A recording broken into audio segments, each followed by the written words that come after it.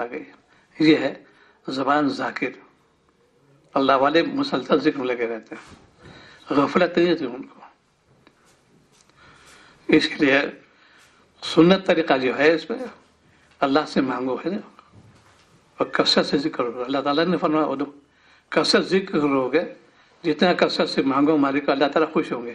یہ میرا نام لے رہا ہے، کبھی میری پاکی بیان کرتا ہے، میری بڑائی بیان کرتا ہے، میری تعریف بیان کرتا ہے، اللہ تعالیٰ خوش ہوتے ہیں۔ تو بندے نے ہے میری بندہ، لیکن آج امت باغی بن گئی، گالی گلوچ گانا سننا اور جو چیز خرافات میں لگی، ذکر کوئی وقت نہیں نکالتی، وقت نکالو تھوڑا سا۔ نماز ذکر ہی تو لیے ہے، نماز جاتے ہیں ذکر تو ہے اس کے اندر، اللہ اکبر بھی ہے، سبحان اللہ بھی، الحمدللہ سب اس کے اندر موجود ہے۔ ایک ترتیب دی شاعر السلام نے اپنے طور پر الگ، اجتماعی الگ، تاکہ سب کو توجہ ہو جائے نماز پڑھنا بھائی۔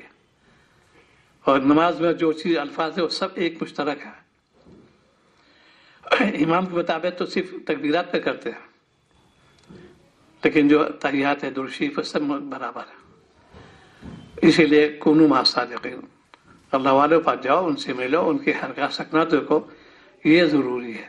آج امت سے اعراض کر رہی ہے، جتنا اس پہ عمل کرو گے، جتنا ذکر کرو گے، اتنی فکر پیدا ہو جائے گی، اور مل جائے، اور اس میں ذکر کرو، کر کے تو دیکھو مزہ آ جائے گا۔ مولانا شاہ پرتابی نور خدو فرماتے تھے، ایک ہے مصری میسی ہے، فرمایا کہ ایک تو رٹنا ہوا ہے مصری میسی، ایک کنگڑی منہ میں ڈال دو مصری کو، بھائی میٹھی ہے۔ ایسا ہونا چاہیے اللہ سے، اللہ کا نام لو، بدن پھریری آ جائے، رونگٹے کھڑے، لوگ بالکل پسین پسین ہوتے تھے۔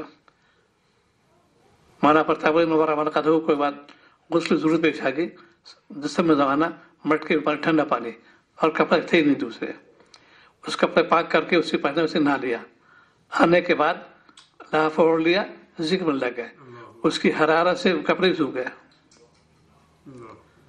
یہ ہے مالک کا نام لو،